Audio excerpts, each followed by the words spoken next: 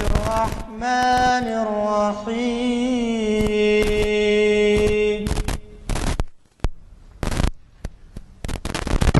أفلا ينظرون إلى الإبل كيف خلقت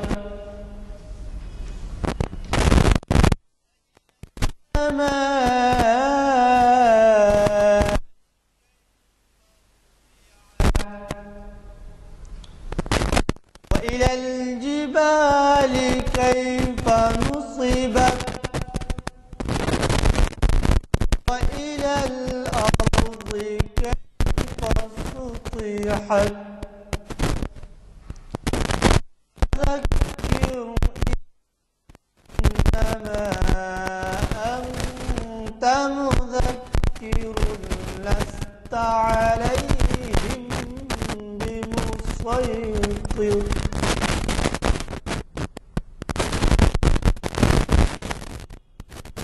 إلا من تولى وكفر ويعذبه الله العذاب الأكبر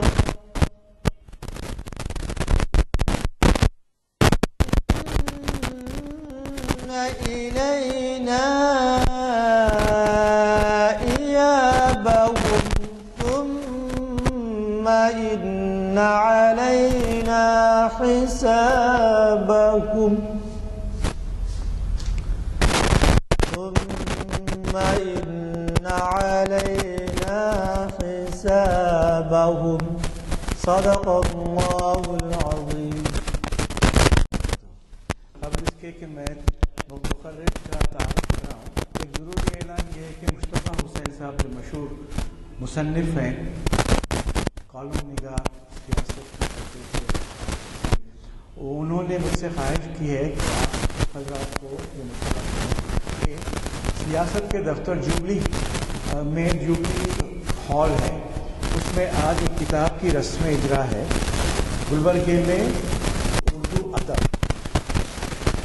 کتاب کے جو ہیں ان کا نام مجھے اب یاد نہیں ہے، گلبرگے سے تعلق ہے ان کا، شاید نورانی صاحب ہیں. تو آپ تمام حضرات سے گزارش ہے کہ اگر فرصت ملے تو مغرب کی نماز کے بعد مسجد 30 سے 6:30 بجے سے شروع ہونے والا ہے.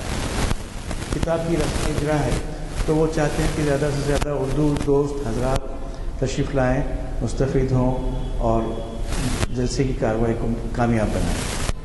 تو شکریہ، یہ آپ کر سکیں تو میری نوازش. انہوں نے مجھ سے کہا کہ اعلانیہ آج کر دیں. آج کے تعلق سے professor Syed Rashid Naseem Nadvi EFLU European and foreign language university کے عربی کے اسکالر ہیں، نماز پڑھیں.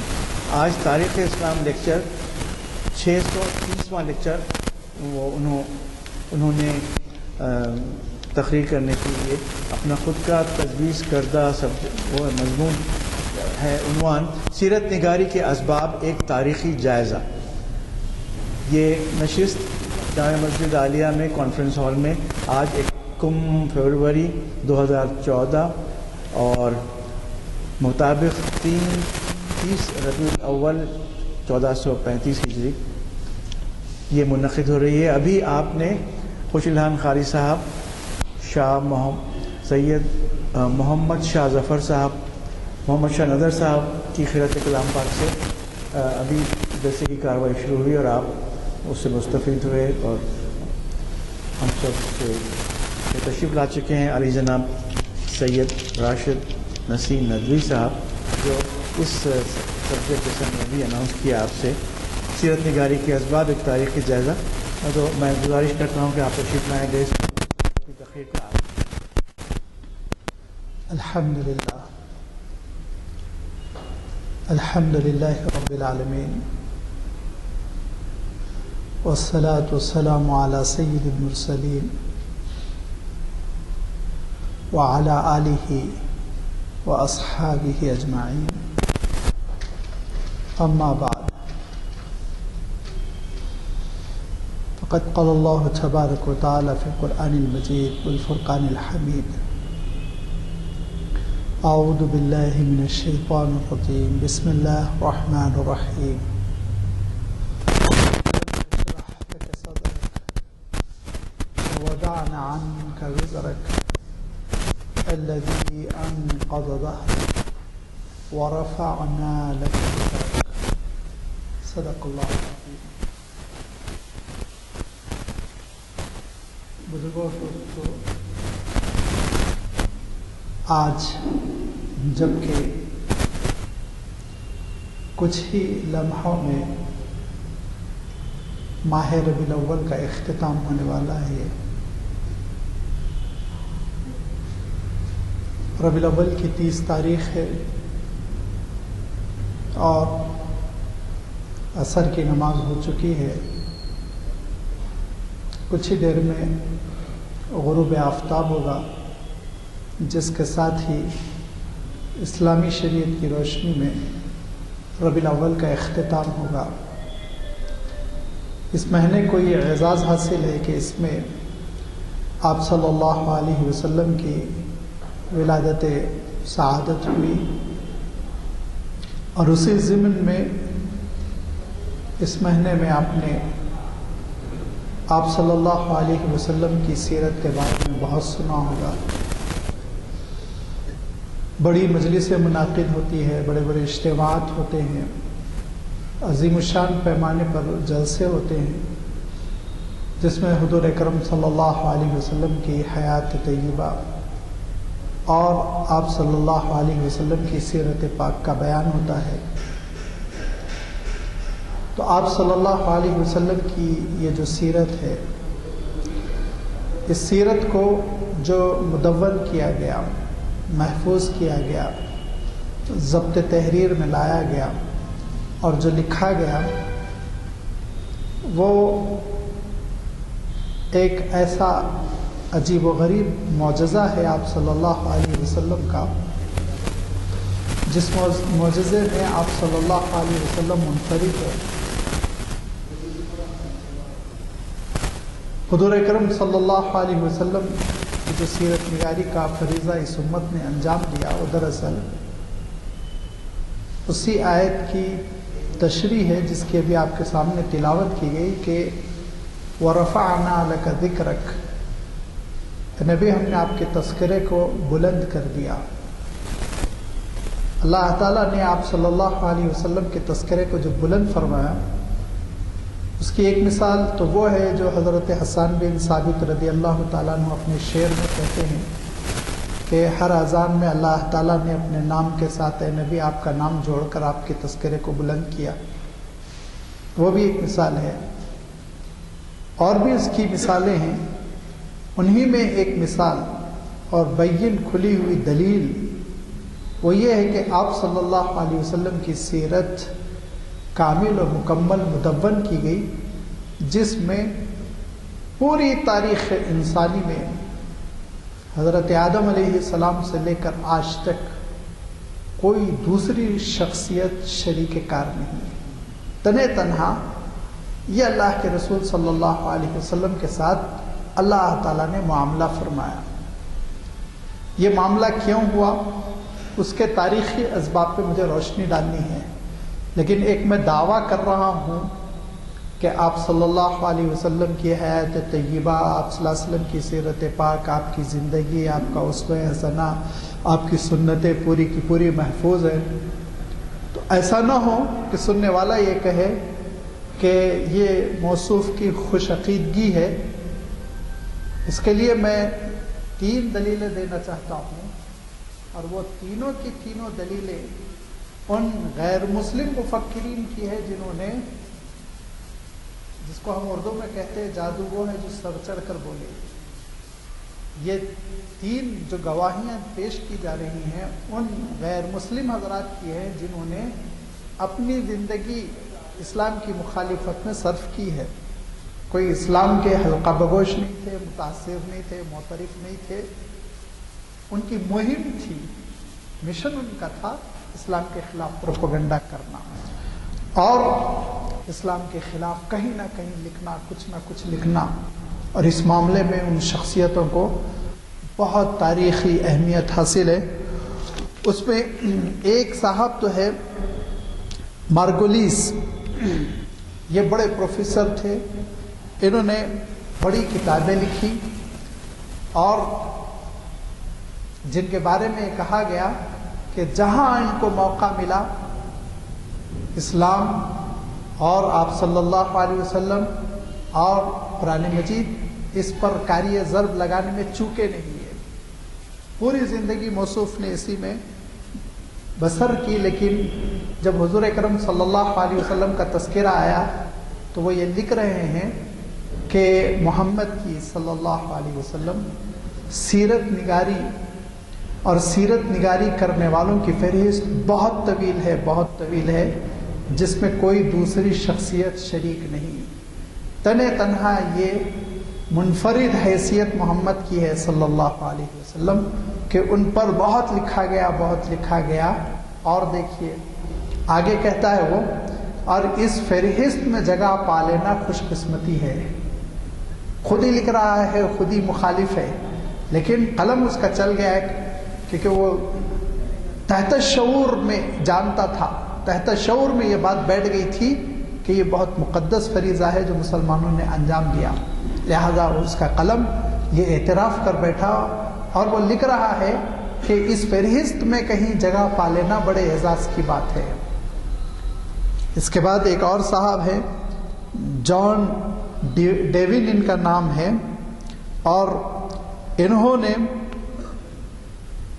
یہ بھی اونچے درجے کے اسکالر تھے، انہوں نے بھی بہت ساری کتابیں لکھی اور بڑا محاذ چلایا اسلام کے خلاف، لیکن آخر میں ان کو بہت افسوس ہوا اور انہوں نے کتاب لکھی apology from Muhammad and the قرآن، اور اس میں لکھا کہ دنیا کی جتنی سوانح نگاریاں ہیں، جتنے زندگیاں محفوظ کی گئی ہیں، جتنی سیرتیں لکھی گئی ہیں، اس میں سب سے زیادہ طویل ترین سیرت اور سب سے سچی سیرت محمد کی ہے صلی اللہ علیہ وسلم۔ اور ایک شخصیت یہ جرمن کے ہیں، میں اس لیے کہہ رہا ہوں کہ جرمن کے لوگوں کے سلسلے میں آپ کو معلوم ہونا چاہیے بڑے سینسیٹیو ہوتے ہیں، دوسروں پر نہیں مانتے، اپنی بالادستی بہت مانتے ہیں۔ نسل میں یہ چیز ہے کہ وہ اپنے آپ کو بہت ہی سپرلیٹو سمجھتے ہیں اور دوسروں کا بہت کم اعتراف کرتے ہیں۔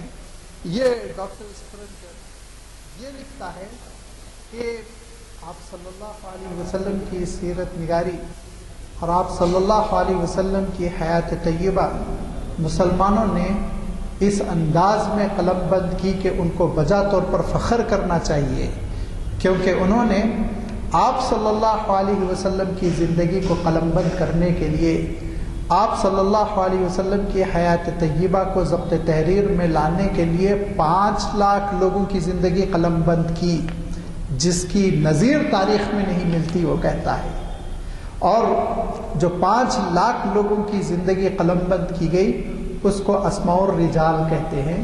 یہ عربی کا ایک مشہور فن ہے جس سے عام طور پہ ہم لوگ واقف نہیں، لیکن محدثین اس سے بہت واقف ہوتے ہیں، ان کا بڑا گہرا مطالعہ ہوتا ہے۔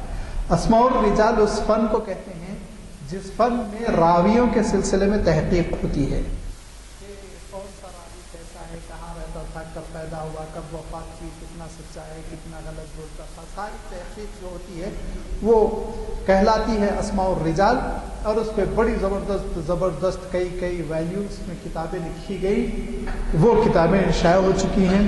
تو یہ اسپرنگر، ڈاکٹر اسپرنگر کہتا ہے، جو جرمن اسکالر ہے بہت بڑا، وہ یہ کہتا ہے کہ مسلمانوں کو بجا طور پر یہ فخر کرنا چاہیے کہ انہوں نے اپنے رسول کی زندگی کو مدون کیا، اور رسول کی زندگی کو سیف کرنے کے لیے، محفوظ کرنے کے لیے انہوں نے 5 لاکھ لوگوں کی زندگی محفوظ کی، 5 لاکھ لوگوں کی زندگی لکھی۔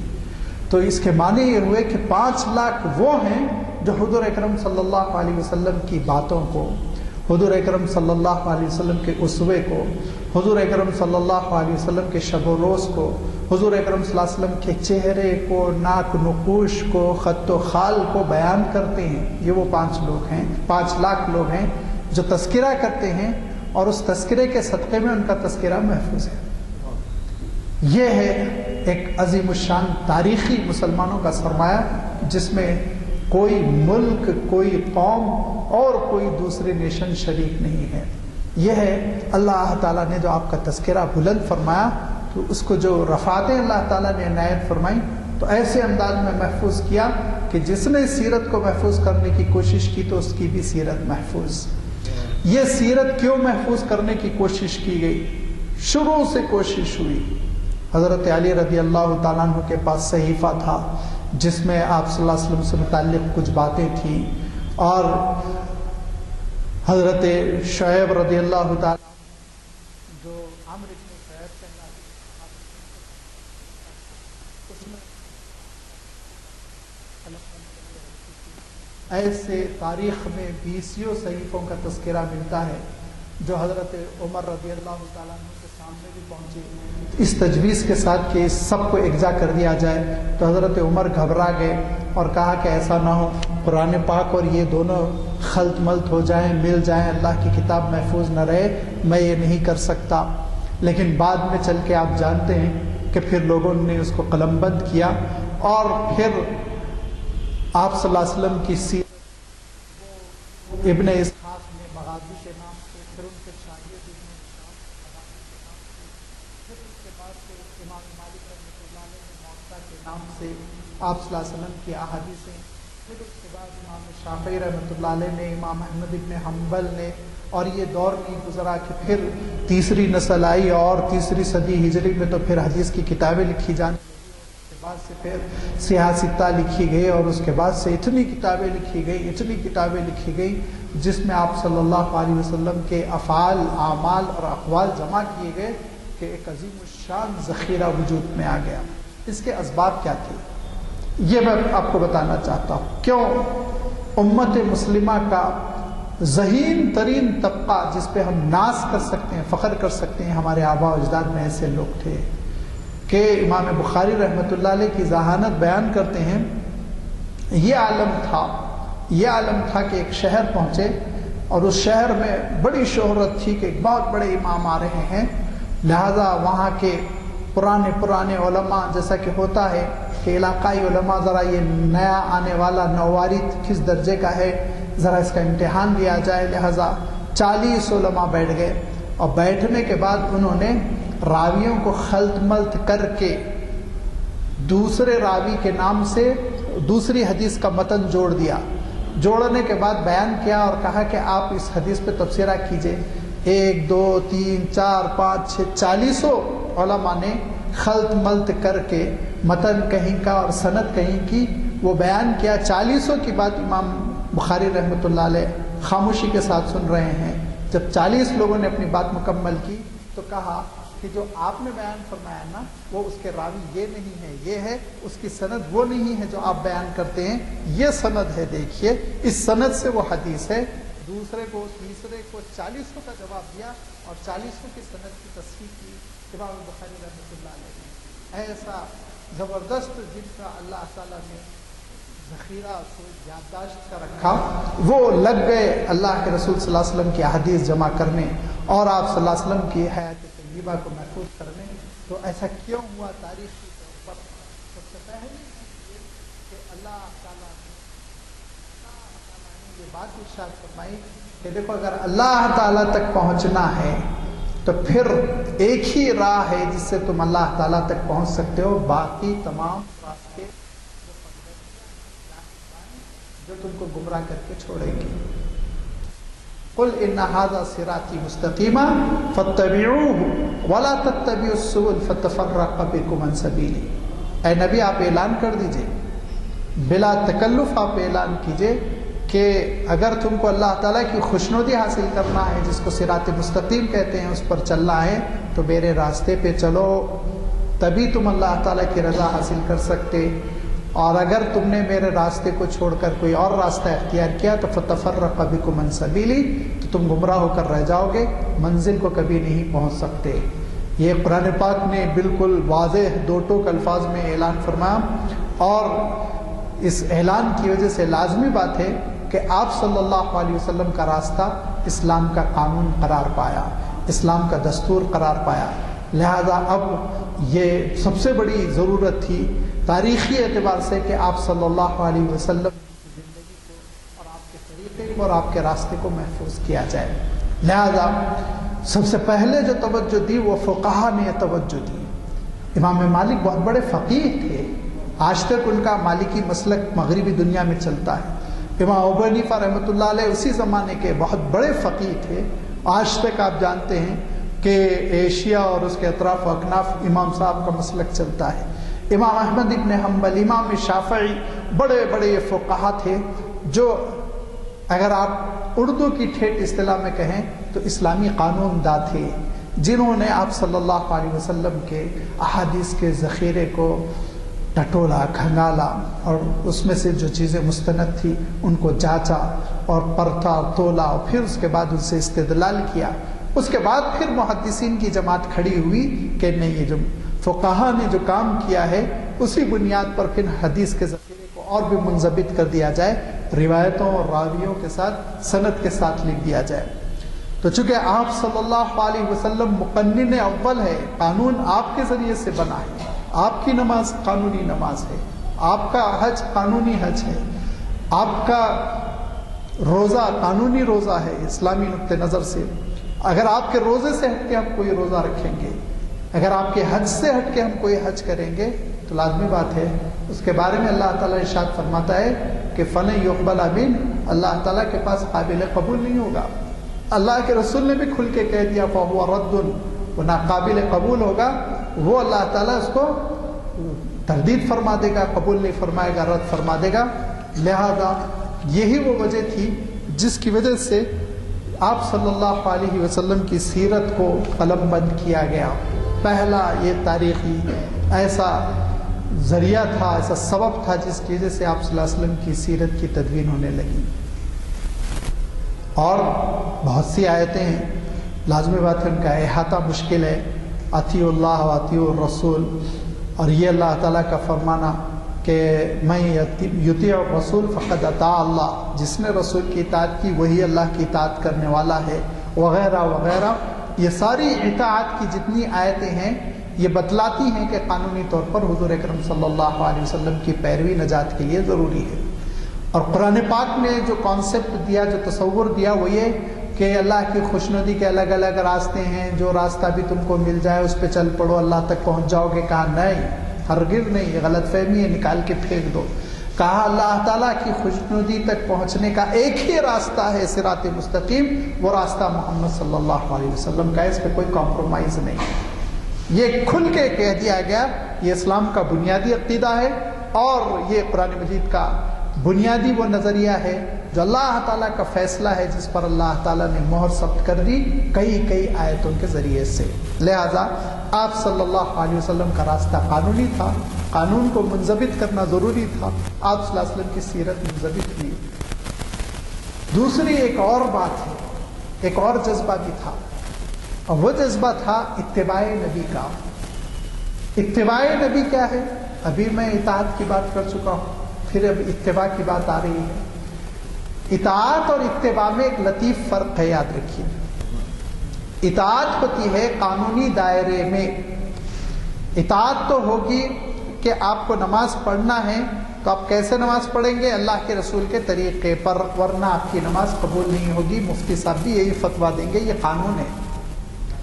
لیکن اتباع جس کو کہتے ہیں وہ نقش پا کی پیروی کرنا، جو حضور اکرم صلی اللہ علیہ وسلم کے چلنے کا انداز تھا وہ انداز اپنا لینا، جو لیٹنے کا انداز تھا وہ انداز اپنا لینا، جو لباس کا انداز تھا وہ انداز اپنا لینا، جو کھانے کا انداز تھا وہ انداز اپنا لینا، یہ ہے اتباع، پیروی جس کو ہم کہتے ہیں۔ یہ حضور اکرم صلی اللہ علیہ وسلم کے رنگ جانا،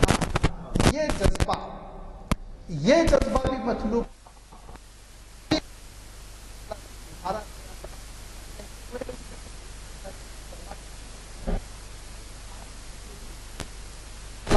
اللہ تعالیٰ ارشاد فرماتا ہے قل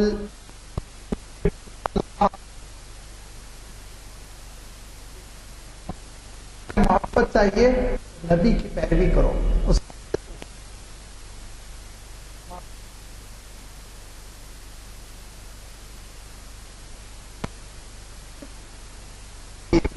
قانون نہیں. اگر کوئی صاحب مثلا آپ صلی اللہ علیہ وسلم کی سنتوں کے مطابق کھانا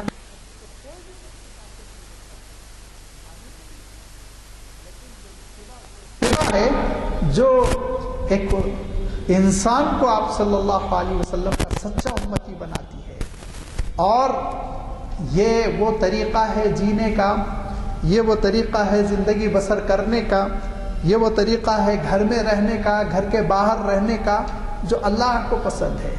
اللہ تعالیٰ کو پسند ہے یہ طریقہ.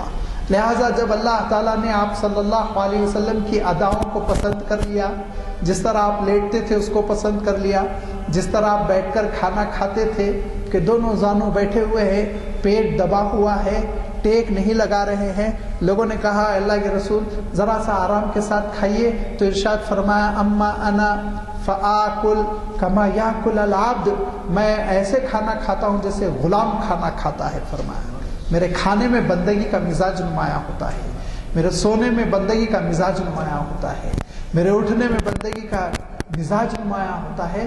تو اللہ تعالیٰ کو آپ صلی اللہ علیہ وسلم کی بندگی کے نرالے انداز اتنے پسند تھے، اتنے پسند تھے کہ کیا فرمایا جو ان انداز کو اپنائے گا اور اس رنگ میں رنگ جائے گا تو وہ میرا محبوب ہوگا.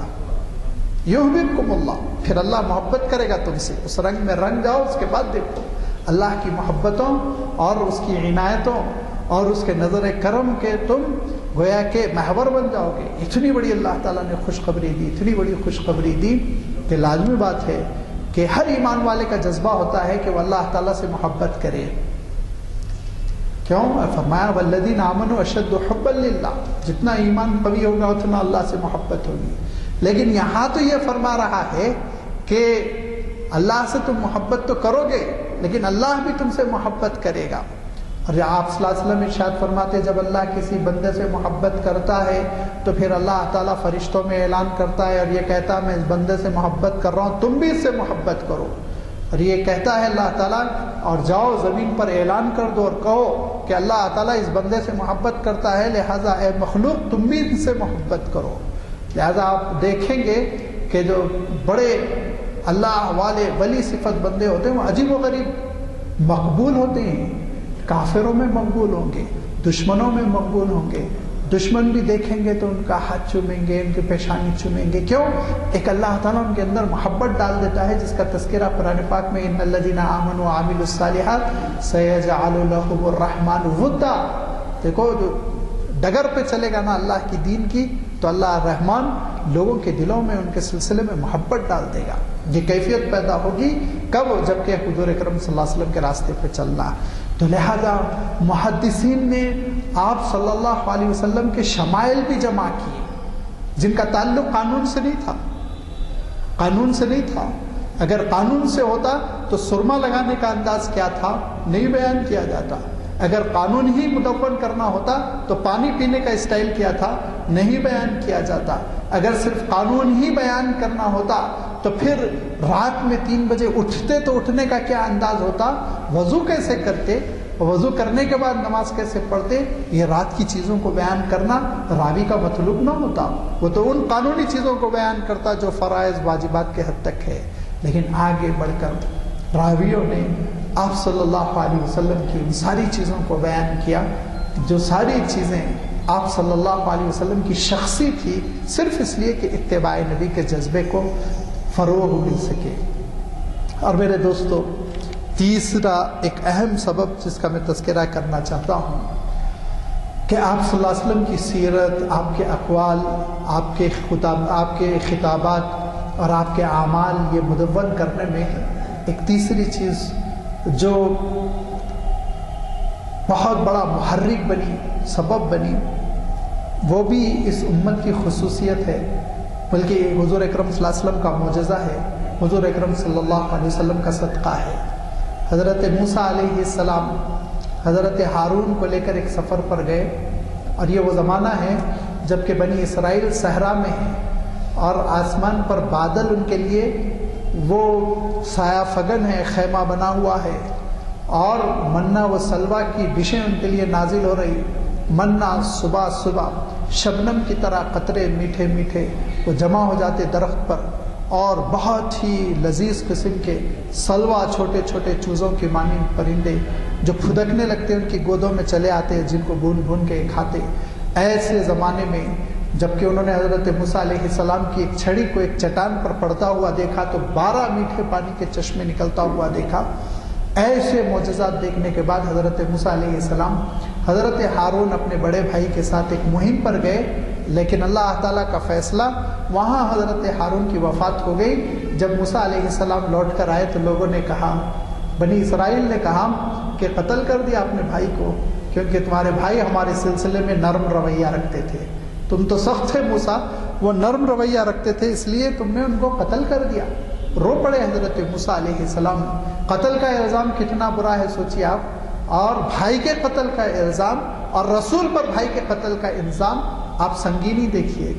یہ تو حضرت موسیٰ علیہ السلام کی امت کا حشر، تے گستاخ بدتمیز بنی اسرائیل، لیکن آپ صلی اللہ علیہ وسلم کے امتیوں کا عالم یہ کہ آپ صلی اللہ علیہ وسلم کے حکم پر اپنی جان ہتھیلیوں میں لے کے حاضر رہتے ہیں، اور عالم یہ تھا کہ دشمن نے دیکھا جب اور جا کے اپنے بادشاہ کے دربار میں بیان کیا کہ میں نے بڑے بڑے دربار دیکھے، ایران کا دربار دیکھا اور رومی بادشاہ کا دربار دیکھا، مگر میں نے اس کچی مسجد میں، مسجد نبوی میں جس پر چھپر کی چھت پڑی ہوئی ہے، وہاں پہ محمد کو محمد کے ساتھیوں کے ساتھ جو دیکھا تو یہ انداز میں نے کہیں نہیں دیکھا۔ کہا کیا تم نے نرالی بات دیکھی؟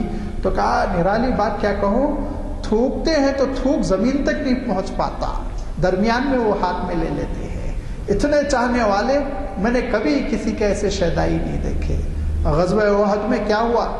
غزوہ احد میں بکھرتے گئے صحابہ، 11 صحابہ بیچ پہ رہ گئے آپ صلی اللہ علیہ وسلم کو گھیرے ہوئے، یکے بعد دیگرے 7 صحابہ شہید ہو گئے، اور 4 صحابہ آپ صلی اللہ علیہ وسلم کے قریب، ایک ہتھیلی پہ تیر روک رہا ہے، ایک پیٹھ پہ تلوار روک رہا ہے، اور ایک آپ صلی اللہ علیہ وسلم کے ایک شانے کو سہارا دیا ہوا ہے، دوسرا دوسرے بازو کو، اور اس طرح سے وہ پکار پکار کے کہہ رہے ہیں کہ دیکھو آ جاؤ، اللہ کے رسول بقید حیات ہے، مسلمانوں جمع ہو جاؤ، اللہ کے رسول بقید حیات ہے، کیونکہ غلط فہمی پھیل گئی تھی کہ اللہ کے رسول بھی شہید ہو گئے۔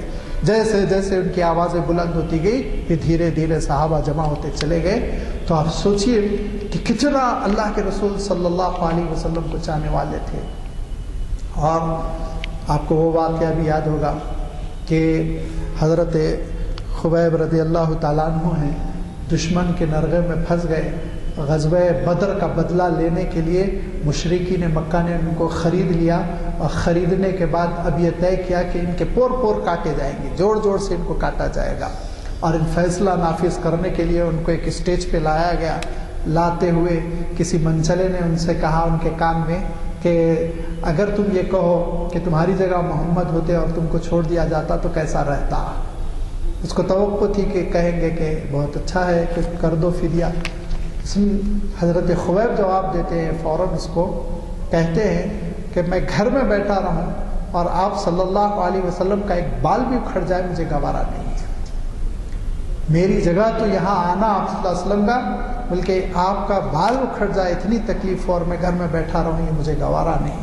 لہذا مشرکین مکہ نے بھڑاس نکالی اور ان کے ٹکڑے ٹکڑے کر ڈالے، اور وہ شہید ہوئے اس راستے میں، لیکن ان کی آخری تمنا یہی رہی کہ اللہ کے رسول محفوظ رہیں۔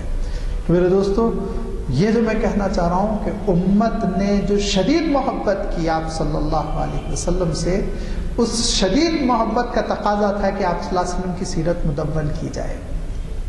یہ چاہنے والی امت، یہ بھی حضور کا صدقہ ہے، ہمارا کارنامہ نہیں، یہ محبت کرنے والی امت، یہ آپ صلی اللہ علیہ وسلم کے لیے تڑپنے والی امت، یہ تڑپ بھی اس بات کا تقاضا کر رہی تھی، سبب بن رہی تھی کہ آپ صلی اللہ علیہ وسلم کی سیرت مدون کی جائے۔ لہذا آپ ذرا پڑھیے تاریخ اٹھا کر تو افسانے لگیں گے، ایسی ایسی حقیقتیں ہیں، وہ حقیقت ہے لیکن لگے گا ایسا کہ افسانہ، کہ امام مالک ہے اللہ کے رسول صلی اللہ علیہ وسلم کے بارے میں، آپ صلی اللہ علیہ وسلم کے ارشادات کے بارے میں، آپ صلی اللہ علیہ وسلم کی احادیث، آپ کی سنتیں بیان کر رہے ہیں، چہرہ لال ہے امام مالک کا، پیشانی سے پسینے ٹپکتے جا رہے ہیں، لیکن پورا وقت ہونے تک امام مالک رحمۃ اللہ علیہ حدیثیں بیان کرتے رہے۔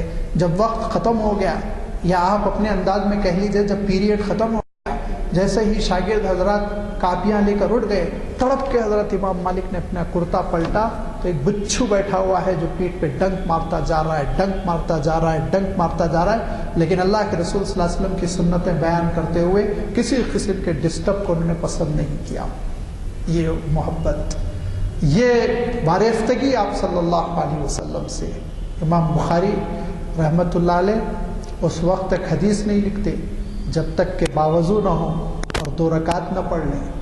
باوضو 2 رکعت پڑھنے کے بعد آج دنیا کے اہم معاملات ہوتے ہیں، اور اپنی جائیداد اور اپنی جائیداد تو جائیداد، بسا اوقات اہم ترین بیٹے کی بیٹی کی شادی، عقد نامے تیار ہو رہے ہیں، کون ہے جو وضو کر کے 2 رکعت پڑھ کے اس پہ سائن کرتا ہو؟ لیکن زندگی کے اتنے اہم معاملات میں ہم سستی کرتے ہیں۔ کوئی شریعت نے تاکید بھی نہیں کی، میں آپ سے مطالبہ بھی نہیں کر رہا ہوں، لیکن وہ ائمہ حدیث تھے جن کے دل میں آپ صلی اللہ علیہ وسلم کی محبت گھٹی میں پڑی ہوئی تھی، اور جو جب بھی کوئی چیز آپ صلی اللہ علیہ وسلم کی نسبت سے ہوتی تو اس کا ایسا احترام کرتے کہ 2 رکعت پڑھ کر پھر اس کے بعد سے حدیث قلم بند ہو رہی۔ پوری زندگی امام مالک رحمۃ اللہ علیہ کی مدینہ منورہ میں گزر گئی، لیکن زندگی میں ایک بار بھی حضرت امام مالک رحمۃ اللہ علیہ شہر مدینہ منورہ میں ضرورت سے فارغ نہیں ہوئے، جب تک کہ اتنی دور چلے جاتے شہر نگاہوں سے اوجھل نہ ہو جاتا، اس وقت تک فارغ نہ ہوتے کہ کہیں میں یہاں فارغ ہو جاؤں اور اللہ کے رسول کے قدم پڑے۔ یہ محبت۔ تو تیسرا سبب امت کی محبت، اور یہ امت کی محبت صدقہ تھی۔ آپ صلی اللہ علیہ وسلم نے جو امت سے محبت کی تھی، آپ نے جو امت کو پروان چڑھانے کے لیے محنت کی تھی، اور آپ صلی اللہ علیہ وسلم نے جو قربانیاں دی تھی، اس کا نتیجہ تھی اللہ کے رسول صلی اللہ علیہ وسلم نے جو محنتیں فرمائی، جو قربانیاں دی، کہ اس کی آخری مثال میں بیان کرتا ہوں، اس پہ اپنی گفتگو میں ختم کروں گا، کہ گھر کے اکثر حضرات سربراہ ہیں، بڑے ہیں، تو ہم کیا کرتے ہیں، بھائی میری طرف سے قربانی میرے بیٹے کی طرف سے، میری بیٹی کی طرف سے، میری اہلیہ کی طرف سے، یا مرحومین میں سے والد کی طرف سے، والدہ کی طرف سے، کتنی اچھی بات ہے۔ لیکن اللہ کے رسول صلی اللہ علیہ وسلم جب 2 بکرے کرتے تھے، آپ صلی اللہ علیہ وسلم نے حجۃ الوداع میں تو 100 قربانیاں دی، لیکن عام معمول آپ کا یہ تھا کہ آپ 2 بکرے ذبح کرتے بقرعید کے دن، اور پہلے بکرے پہ کہتے اللہ یہ محمد کی جانب سے قبول فرما صلی اللہ علیہ وسلم، اور دوسرے پر کیا کہتے اللہ فاطمہ کی جانب سے قبول فرما، اللہ خدیجہ کی جانب سے قبول فرما، اللہ عائشہ کی جانب سے قبول فرما۔ یہی کہنا چاہیے کہ نہیں؟ اور ان حضرات کا حق بھی ہے، اہل بیت ہے۔ نہیں، اللہ کے رسول کہتے دوسرے بکرے پر اے اللہ یہ میری امت کے ان لوگوں کی جانب سے قبول فرما جو قربانی نہیں دے سکتے ہیں۔ اس امت سے محبت بھی اللہ کے رسول صلی اللہ علیہ وسلم نے اسی درجے میں کی جس کے نتیجے وہ امت کے اندر آپ سے محبت ہے، اور انشاءاللہ رہے گی، قیامت تک رہے گی، کیونکہ آپ صلی اللہ علیہ وسلم کی محبت ہی نجات کا ذریعہ ہے۔ لہذا تاریخ کا یہ تیسرا سبب ہے کہ اس تیسرے سبب کی وجہ سے اس امت نے بڑھ چڑھ کے آپ کی سیرت مدون کی، اور ہر عالم نے اپنے لیے اعزاز سمجھا جس کا دشمن اعتراف کر رہا ہے، ہر عالم نے اپنے لیے اعزاز سمجھا، خوبی قسمت سمجھی، اپنی سعادت مندی سمجھی کہ حضور کے سلسلے میں کچھ لکھ دے، حضور کے سلسلے میں کچھ سیرت بیان کر دے، اور اس فہرست میں، بلکہ اس مبارک فہرست میں میرا بھی کہیں نام آ جائے، کسی حاشیے میں نام آ جائے۔ یہ وہ محرکات تھے جس کی وجہ سے آپ صلی اللہ علیہ وسلم کی سیرت اتنی تفصیل کے ساتھ مدون ہے، اتنی تفصیل کے ساتھ مدون ہے کہ زندگی کا کوئی پہلو آپ چاہتے ہو معلوم کرنا، انشاءاللہ اس کا آپ کو جواب ملے گا، تشنگی کہیں نہیں رہے گی۔ یہ ہے شان آپ صلی اللہ علیہ وسلم کی سیرت کی۔ ضرورت اس بات کی ہے کہ ہم آپ صلی اللہ علیہ وسلم کی سیرت کا مطالعہ کریں، معلومات کا ذخیرہ بڑھائیں، وابستگی بڑھائیں، اور آپ صلی اللہ علیہ وسلم کی اطاعت، آپ صلی اللہ علیہ وسلم کی پیروی کو اپنا شعار بنائیں۔ وآخر دعوانا ان الحمدللہ رب العالمین۔ دعا کی درخواست۔ اللهم لك الحمد كما ينبغي لجلال وجهك وعظيم سلطانك، الصلاة والسلام على حبيبك ورسولك محمد آله وصحبه۔ ربنا آتنا في الدنيا حسنة وفي الآخرة حسنة وقنا عذاب النار۔ ربنا لا تؤاخذنا إن نسينا وأخطأنا، ربنا ولا تحمل علينا إصرا كما حملته على الذين من قبلنا، ربنا ولا تحملنا ما لا طاقة لنا به، واعف عنا واغفر لنا وارحمنا، أنت مولانا فانصرنا على القوم الكافرين۔ ربنا تقبل منا إنك أنت السميع العليم وارنا مناسكنا وتب علينا إنك أنت التواب الرحيم برحمتك يا أرحم الراحمين. الحمد لله رب العالمين. صلى الله عليه وسلم.